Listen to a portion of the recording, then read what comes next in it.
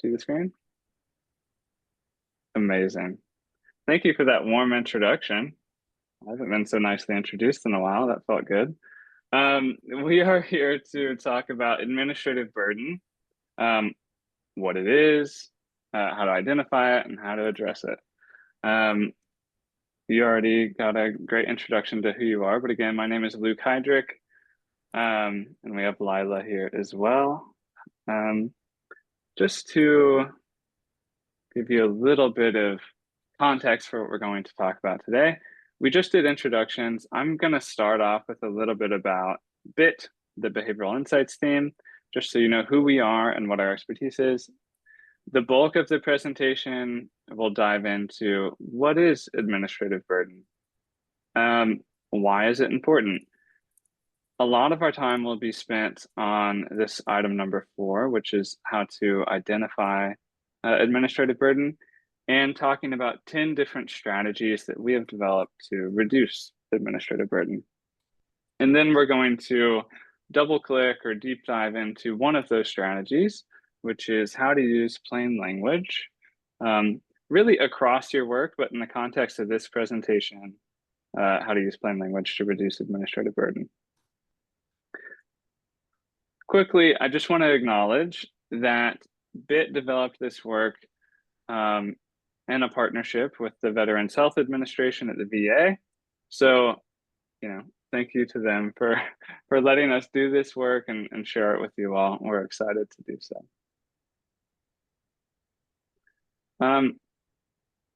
What we're hoping you're going to get out of today's session is these 4 things. And we'll revisit this at the end of the presentation, but I want you to be able to learn today and go tell one of your coworkers what administrative burden is and why it's important, how to identify it, what are the steps you need to take as a team or as an individual to identify administrative burden in your work. What are 10 strategies and maybe like the top 3 strategies that are relevant for you? And then how to use plain language, like really specifically, how do we take a piece of writing or communication and redesign it to use plain language best practices? So that's what we're going to do. Who we are. So BIT is a global leader in using behavioral science to design services, policies, products, generally interventions that improve people's lives. Our origin story is as the original nudge unit in 2010, but now it's much bigger than that. You can see on this map in the kind of darker blue where our offices are. So Lila's coming out of the New York City office. I am based a little bit central in the US in Tulsa, Oklahoma. But we operate all over the world, and we have a local staff presence throughout the Americas, parts of Europe, Australia, Southeastern Asia. And we partner with all levels of government, federal, state, district, city. We work with nonprofits, and we also do a little bit of work with the private sector. What we do is typically a mixture of 3 things. And administrative burden is kind of depending on what you're talking about, overlapping these 3 areas. But we really focus a lot on behavioral science. So conducting research and designing interventions based on research about how humans behave and how they make decisions in the real world. We have a big focus and a lot of expertise in evaluation. That could be causal evaluations like RCTs, but it could also be things like process evaluations.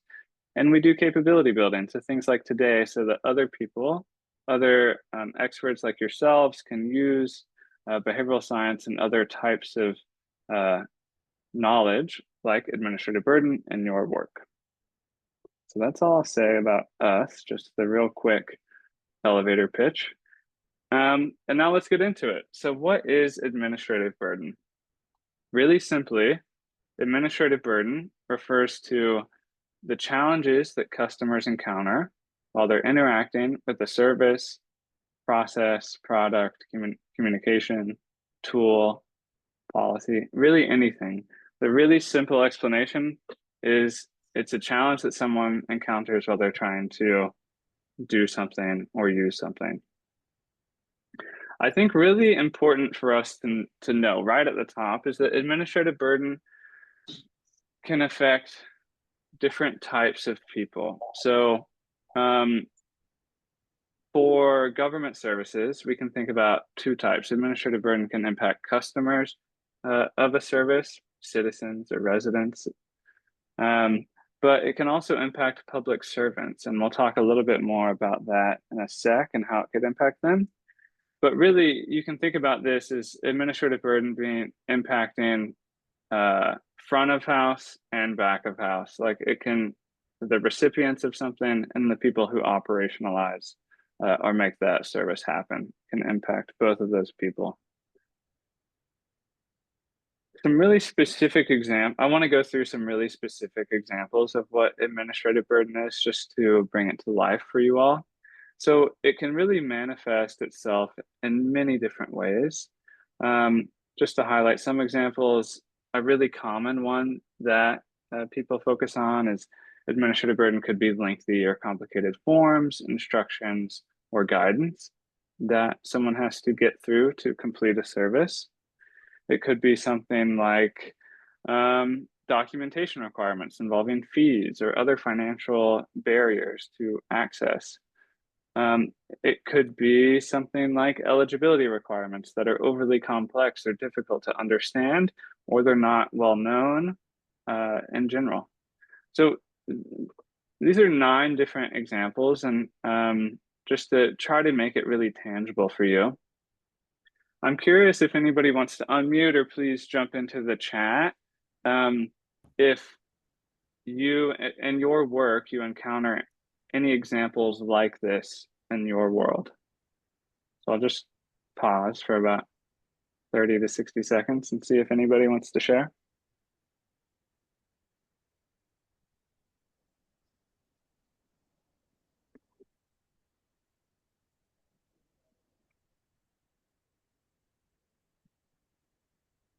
Yeah, Julian, go for it.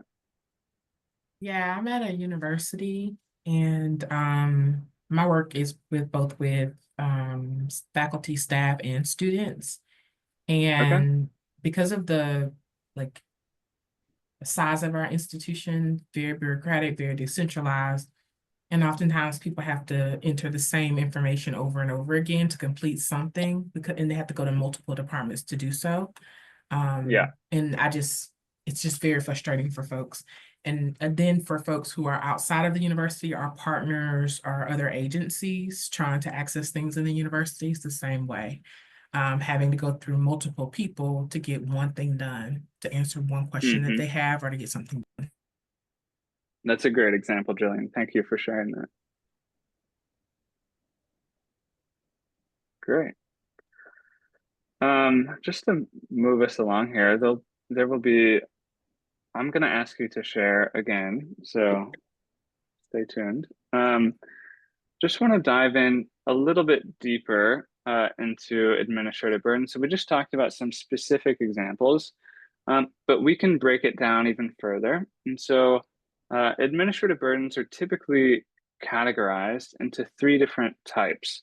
And the academic literature often refers to these categories as costs. So we have learning costs, compliance costs, and psychological costs. It's really helpful to break administrative burden down like this, and we'll get into it why when we're talking about the steps.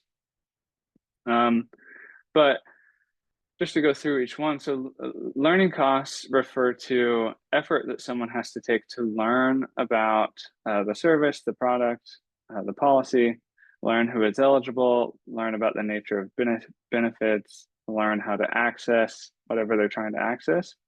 So there's a whole category of actions here that someone needs to take to learn. And so those are called learning costs. Then as a second type of cost, we have compliance costs. And I think this is the most intuitive one. These are barriers that someone encounters and time and resources that they have to spend to be able to participate in that service. So Jillian, to your example, someone having to enter the same information in multiple times, that's a high compliance cost. It's a lot of effort that they have to take. And then the learning cost would be just learning where do they have to, what forms do they have to complete and where do they have to complete them. So they go hand in hand, but they're slightly different and can be helpful when thinking about how to address the problem. So you have learning costs and compliance costs. Then last, we have psychological costs, which are extremely important and sometimes overlooked. So it's good to keep this in the mix. So psychological costs refer to stress or other negative emotions that result from dealing with this procedure, to access something, or just engaging in the service at all. So we want to pay attention to what this psychological state we cause in our customers or the end users. I want to mention here this kind of asterisk at the bottom, and just recognize that the leading academics here, Donald Moynihan and Pamela Hurd, and you can see Hope Harvey here as well, but Moynihan and Hurd are really the leading researchers, and they're a couple. And they have authored the book simply titled Administrative Burden. It's a really great resource. I encourage you all to check it out if you want to take a really deep dive into these three costs. It's a great resource. So I just want to give them some recognition there. And I also want to talk a little bit about the term sludge. If you've heard of that term, it's the opposite of nudge. And so just want to address it if anybody has any questions about that. Sludge as a concept is very related to administrative burden, but it is a distinct concept, especially if you start reading the academic literature about administrative burden. But burden is, let's say, the broadest term. It's kind of an umbrella term that focuses on the kind of experience of individuals and finding processes difficult. So going through these three different costs. Sludge specifically refers to unnecessary frictions within a process. Typically that follows under compliance costs. So it's unnecessary effort that someone has to go through to complete a task. And so sludge is slightly more specific. Also, administrative burden historically has pertained to public policy, and sludge has been applied in the private sector as well as a public setting. If you have questions about that, we can talk about that at the end as well. And so just to kind of illustrate these three different types of costs, we have some customer examples and some public servant examples. So for customers, a compliance cost, for example, could be gathering all of the necessary documents to access a public service or meet eligibility requirements. And for a public servant, a learning cost could be struggling to navigate an internal process, figure out what the process is. It could be struggling to understand how a policy has changed, or it could be learning who the right point of contact is for a specific issue. So there's many types of learning costs, compliance costs, and psychological costs that apply to customers and public servants. And I just want to pause here again for another discussion. If you want to unmute or put in the chat, go ahead and answer this question about what administrative burdens have you encountered in your job or even your personal life. If you just want to use a 1, 2, or 3 to indicate which one, or if you want to give a specific example, that'd be great too.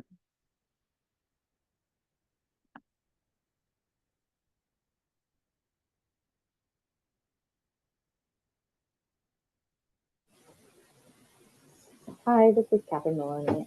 One of the first things that comes to mind is using the healthcare system.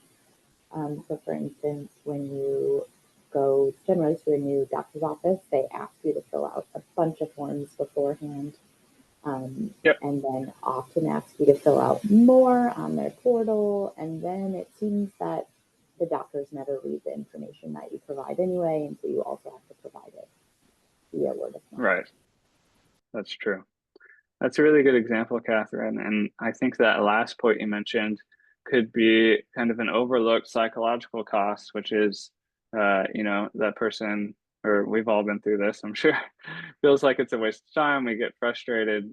So there's costs of all three types in that example, which is great. Thanks for putting some in the chat. These are great as well. Amazing. Seems like people are seeing these costs, all three types, in their work. Just to move us along, let's talk about why we think administrative burden is important. We have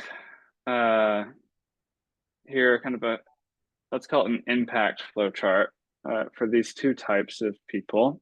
And so for customers, I think addressing administrative burden, or sorry, for customers, I think when they experience administrative burden, the impact is really intuitive. And so here you can see the VHA example when we were doing this work with them, which is that administrative burden can lead for beneficiaries, people who are eligible for benefits, to receive only partial benefits that they're entitled to. It could cause service delays. It could cause heightened stress, frustration, anxiety. And in some cases, we hope rare, not receiving benefits at all. Let's say if a key document is missed, a communication is messed up, or there's many examples. And so that's how customers are impacted. But I think it's important to take a look at the public servant side as well, which is administrative burdens, basically can prevent employees from fulfilling their duties efficiently, effectively, without frustration. And let's connect that to that ultimately impacting customers, right? If public servants or employees can't do their job well, that will have a effect later on for customers. So we just want to draw that out here. And also highlight one question that we often get, which is, can administrative burden be justified? And the resounding clear answer is yes, it absolutely can. But there is a real balance here that needs to be interrogated. So the balance is, depending on what burden you're talking about, between something like program integrity and reducing customers' administrative burden. And so I think the key thing for program designers, policy decision makers to balance is that burdens can be necessary for preserving things like program integrity, but we cannot make access or participation too complicated or difficult for those who are eligible and deserving, of course. So there's a balance there. And so we just want to kind of highlight that there can be cases when making someone go through a burden is justified, like verifying that they are who they say they are. But we still need to eliminate as much burden as possible so that the experience of that service is a good one, is timely, and is effective. So there's no extremely clear rule here, but there are times when it can be justified. We just want to encourage people to interrogate that and make sure that the case is clear for an administrative burden if it is decided to be kept. Great. So now let's dive into kind of the bulk of our presentation today. I just want to say we're going to go through a lot of information in the next 10-ish slides. And so we're not going to be able to go through everything in detail, but I just want to reassure you all that you will have these slides after today's session, and you can read through in detail. There's a lot of great information here. So if I don't go through everything, just know that you'll have that opportunity. The first thing I want to talk about is the steps to identify and reduce administrative burden that we take and that we recommend people to take. So there's 6 steps here. Just go through each one.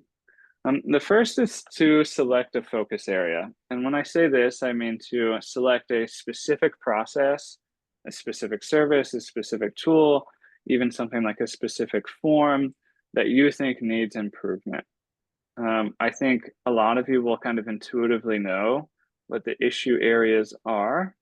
And And so pick that specific thing. The more specific, the better, because it will be easier to design a solution later on.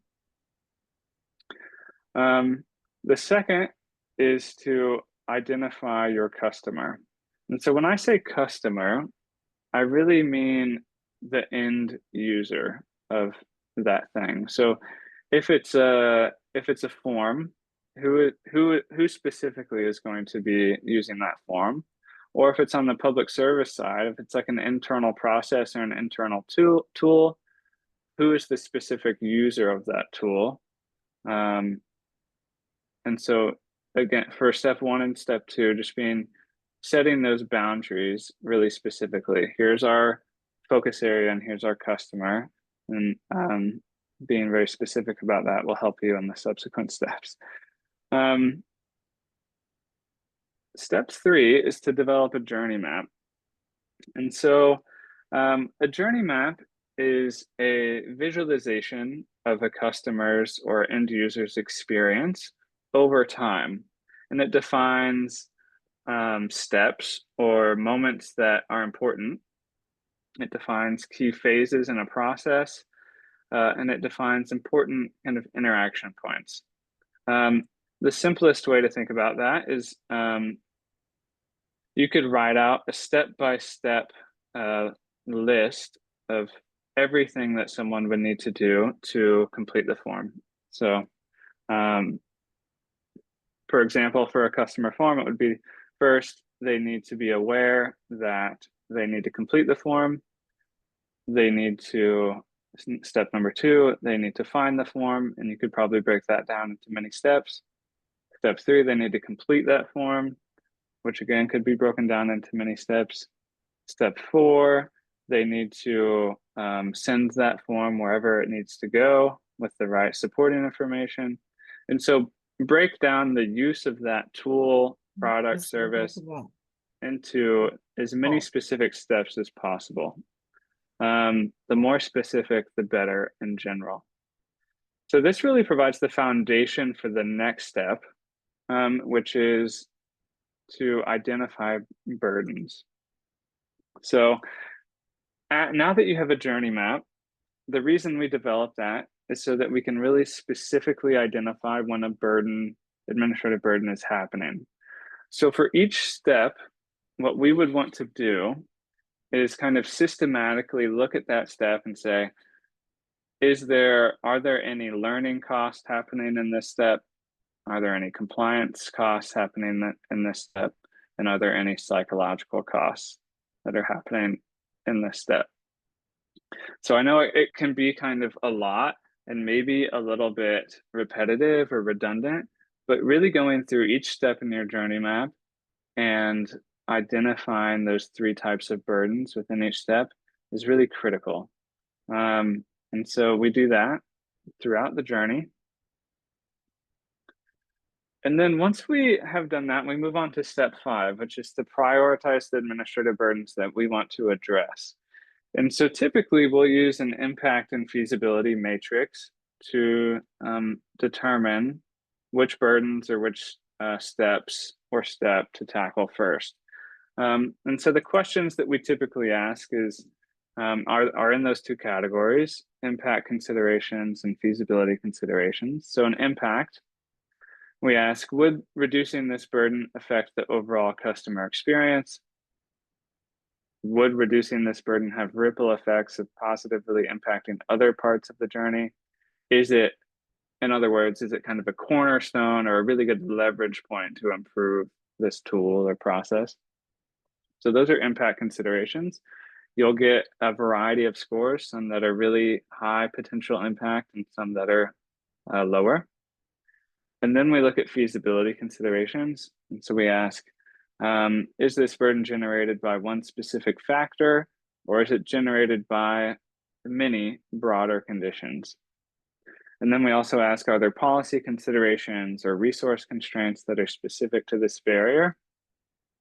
We're trying to get a sense for how easy or how difficult actually addressing this burden would be. And so with those 2 sets of questions answered, we look for the high impact, high feasibility administrative burden. So addressing that burden would generate a lot of high impact, and it's going to be really easy to do. Those are quick wins. Let's do those. Then we would focus on high impact, low feasibility. So things that are really impactful, but are going to take more time or harder to change. And we can kind of go through and prioritize which administrative burdens issues we want to address first, and kind of establish a pipeline of projects if you have that many burdens to address. Lastly, we develop a solution, and so the rest of this presentation is going to focus on specific strategies to develop a solution. So I'm going to dive into them now. So we developed 10 strategies. They are in 4 categories here.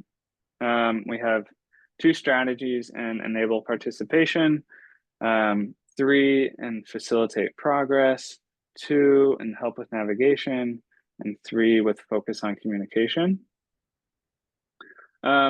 Enable participation is really about streamlining customers' engagement by simplifying requirements and defaults.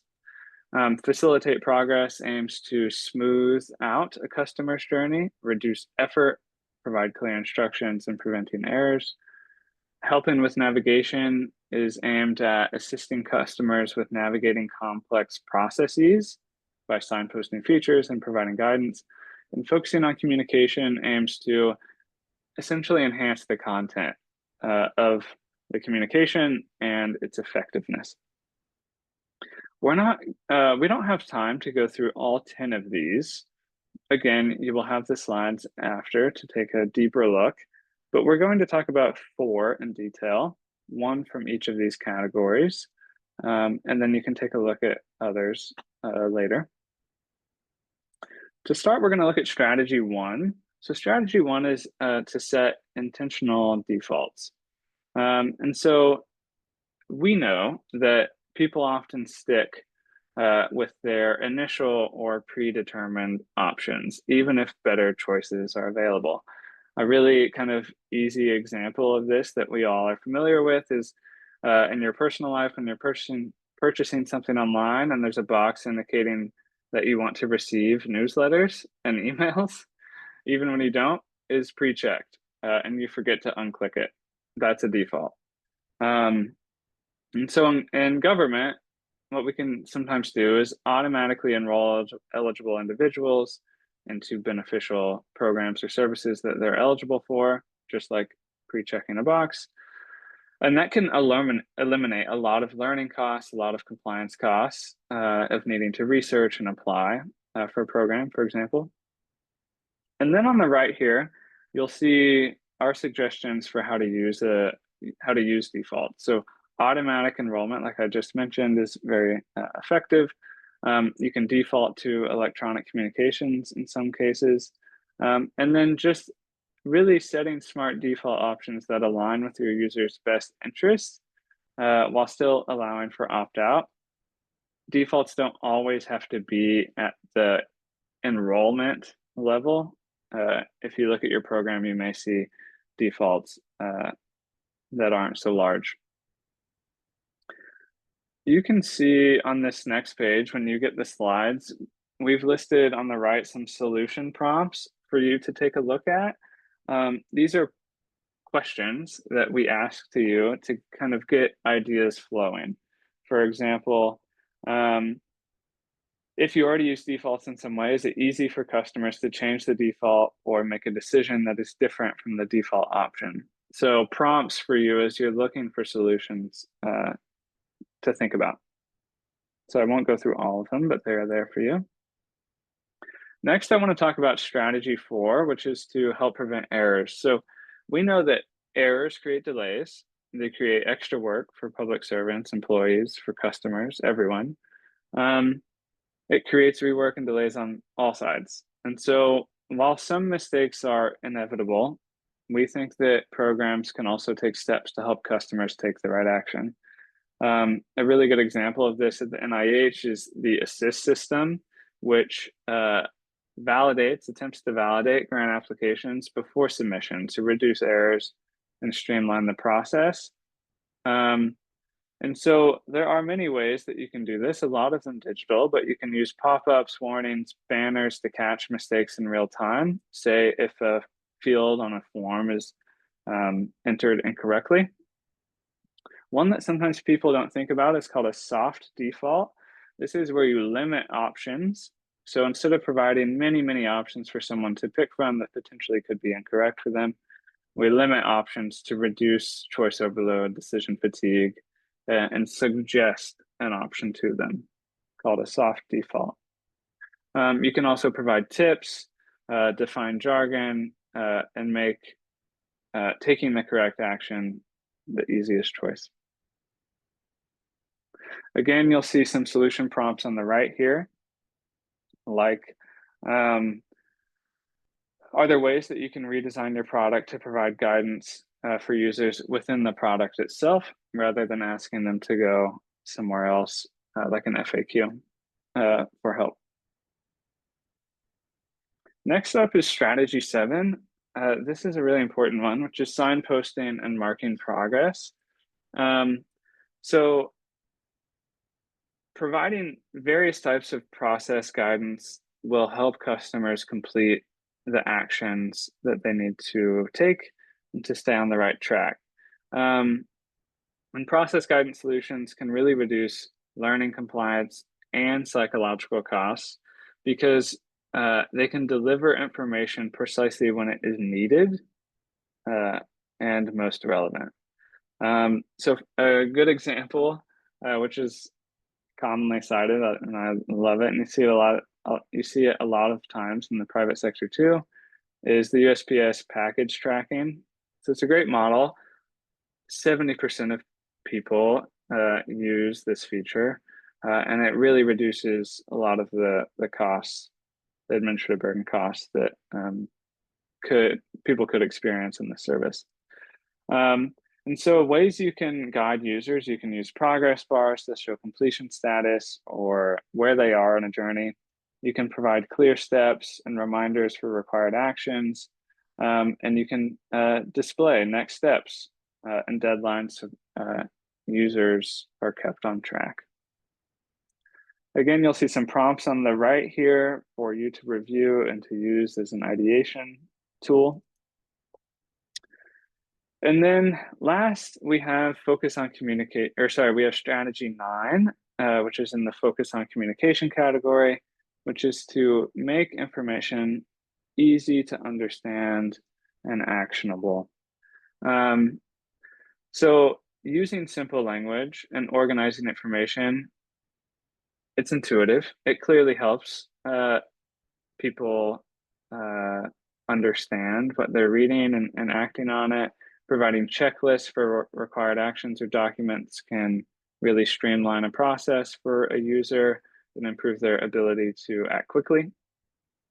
A really good example of this is a program of work at the USDOL, which is working kind of through a lot of states to simplify forms and notices using plain language, with the goal of leading to fewer calls to the call center, increasing application rates, increasing efficiency. And the way that they do this, and you can do this, is to use plain language, and we're going to talk about that in detail.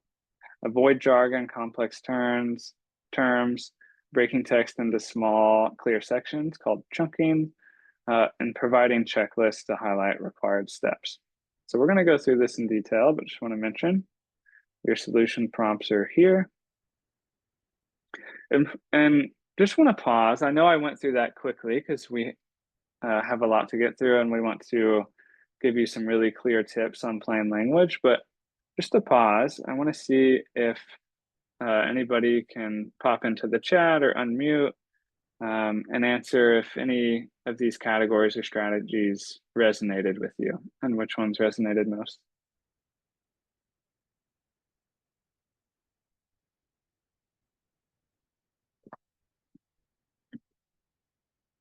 Thanks for chatting in, Bonnie. I'm glad to hear it's 4. We're gonna get into that in detail.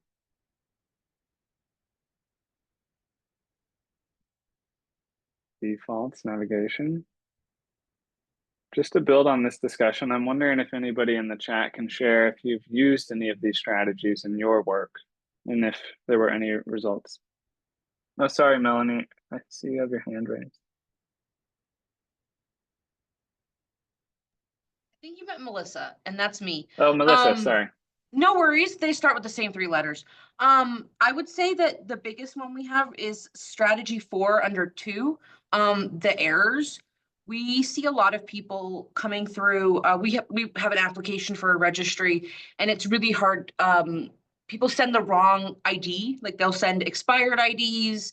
And so that is like the biggest, I think, burden that we're trying to reduce as much as we can is like, do you have the right ID? Is it not expired? Is it, current? Did you, that kind of thing, and to try and decrease that psychological burden because people get so flustered when they think their credential's not right. Yes, that's a great example. Thank you, Melissa. Great. I'm gonna move us along so that we have a little bit of time for questions. We want to focus on this plain language strategy. It's really all of strategy 9, but really zooming into how do we use plain language. And I will hand it to Lila to walk us through that. Yes, thank you, Luke. And thank you everyone for participating in the chat. It's great to see that some of you are already using these strategies to reduce administrative burden. So yeah, let's focus on words. Luke, could you please advance? Thank you. So some of you may be familiar already with plain language, and there's a definition over here on the left-hand side. Plain language is communication your audience can understand the first time they read or hear it. So plain language can clearly help reduce administrative burdens by making things easier to understand, preventing errors, preventing calls for clarification, and things like that. There are a lot of elements to plain language, and from all of a lot of elements and resources to help you write in plain language. And from that, we've distilled down to the short checklist. So things like really focusing on your reader and organizing the content to answer the questions they'll have, communicate the information that they will critically need, using second person, the word you, and other pronouns to make your writing more engaging and feel more personal and relevant, using active voice sentence structure versus passive, shortening your sentences and paragraphs, using conversational words, and using easy to follow design features like Luke mentioned in the previous section. But for today, we'll be focusing on these 3 features and giving you tips on how to apply them. We can start with active voice, not passive. So here are 2 definitions of passive voice and active voice.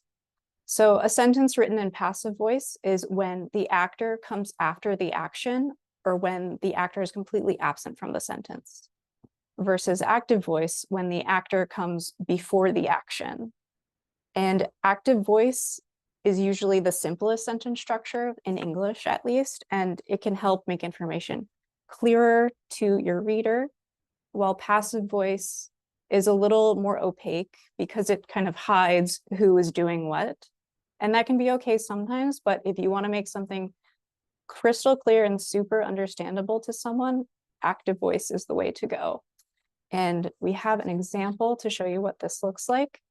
So on the left, there's an example of a sentence written in passive voice. A household water lead test was conducted and lead was detected in the source of water. And an active version of that sentence could be, we found lead in your household water. And you'll see that certain words were highlighted, and especially in the passive sentence, if you see words like was, of, like this, to be, versions of to be, was, is, were, are, been, and of, If you see that in a sentence, it could indicate that it's written passively, and you can go back and make it active. So get rid of these if you can. And now we have a short activity. So please chat in. There's a sentence written in passive voice here. The aim of the program was to promote actions to increase hydration on a daily basis. Go ahead and chat in the text box or in your own text window how you would make this passive voice active.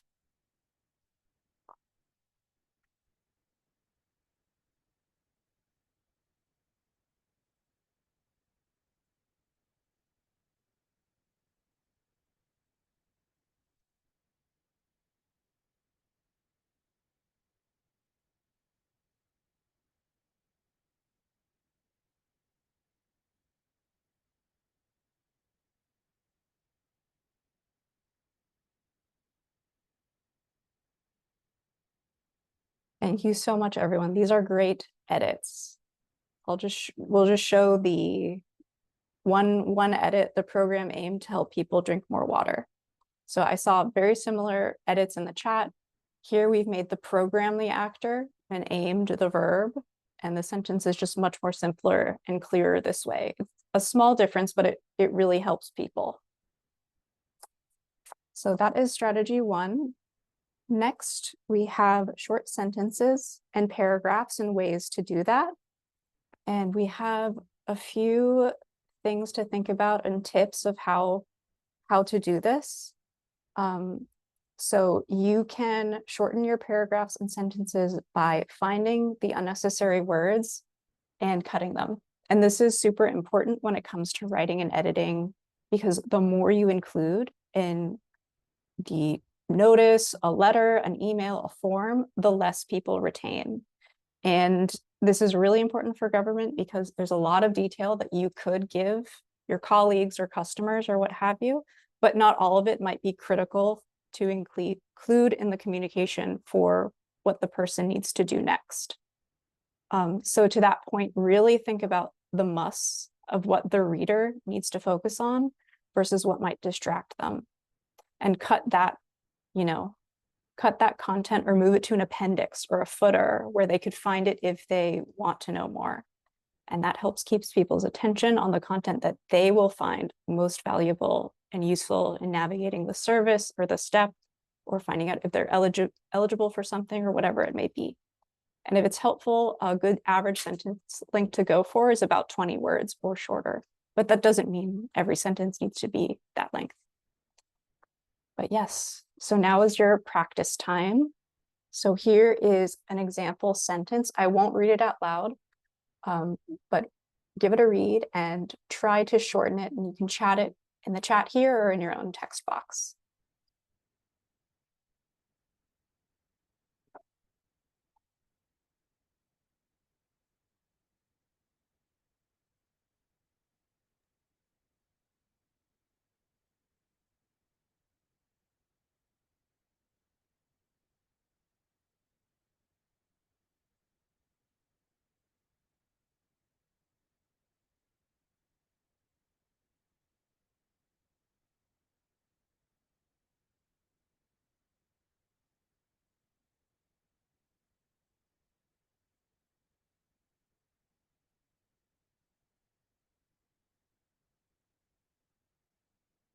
These are beautiful edits, people. Thank you.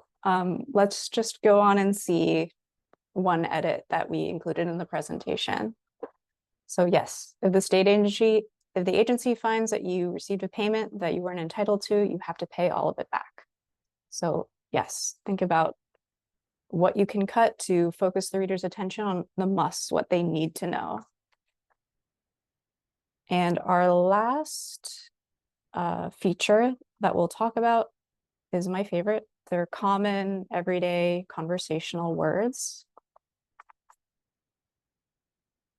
And I feel like this is self-explanatory. This is a list of complex words and their simplified twins.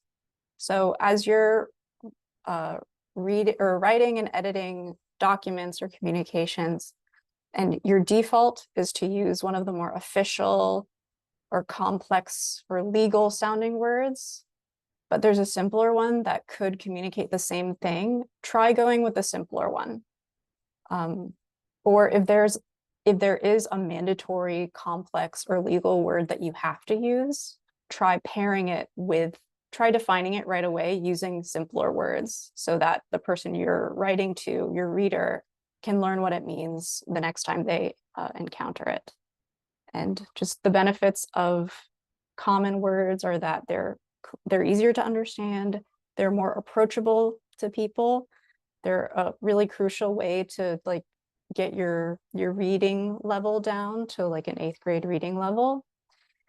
And there's a short list here, and I think there's more in a resource we've attached to the end of this deck. So you'll have a big list when we send you these slides afterwards. And you can chat in other, like a complex word and an easier or common, its common twin. And I will note that like I know acronyms are really common in government, university settings, and so on. Just a reminder to please define the acronym on first mention so that your reader knows what it means. So that's not a common everyday word, but just a reminder to help write in more plain language.